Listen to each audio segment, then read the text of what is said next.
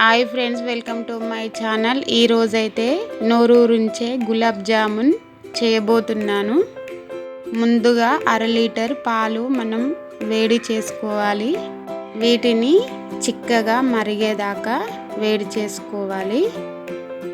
ఇలా వేడి చేసుకుంటే పిండి పర్ఫెక్ట్గా మనకి గులాబ్ జామున్ వస్తుంది. ఈ పాలు మరిగేలోపు మనం ఒక కడాయి పెట్టుకొని అందులో నెయ్యి వేసుకోవాలి. గోధుమ పిండి వేసుకొని స్టవ్ సిమ్లో పెట్టుకొని దానిని మెల్లగా కలుపుకోవాలి. ఈ పిండిని ఉండలు లేకుండా సిమ్లో పెట్టుకొని లైట్ బ్రౌన్ కలర్ వచ్చేంత వరకు వేపుకోవాలి. ఈ విధంగా మనం చేసుకుంటే గులాబ్ జామున్ స్మూత్గా వస్తుంది. తర్వాత ఒక ప్యాన్ తీసుకొని అందులో బెల్లం వేసుకోవాలి. పాకం కోసము 1/2 కప్పు వాటర్ పోసుకొని ఈ విధంగా మనం కలుపుకోవాలి.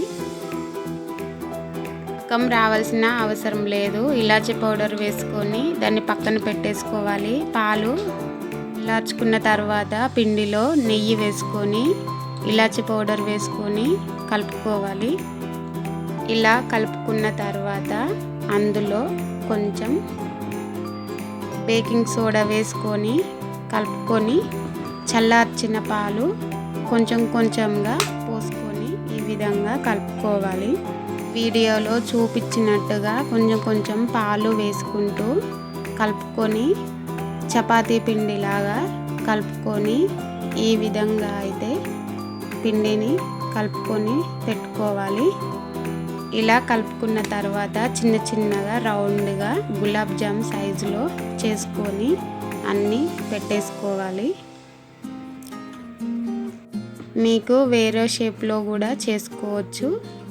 ఇలా చేసుకున్న తర్వాత ఈ ఫ్రై చేసుకోవడానికి ఆయిల్ వేసుకొని వాటిని అందులో వేసుకోవాలి. స్టవ్ సిమ్లో పెట్టుకొని వెంటనే కలపకుండా 5 నిమిషాల తర్వాత కలుపుకొని ఇలా బ్రౌన్ కలర్ వచ్చిన తర్వాత గోరువెచ్చగా ఉన్నప్పుడే ఆ పాకంలో వేసుకోవాలి. వేసుకొని వాటిని కొంచెం మునిగేంత వరకు ఇలా అనుకొని మూత పెట్టేసుకొని 2 అవర్స్ అయ్యేదాకా దాన్ని పక్కన పెట్టుకోవాలి. 2 అవర్స్ అయిన తర్వాత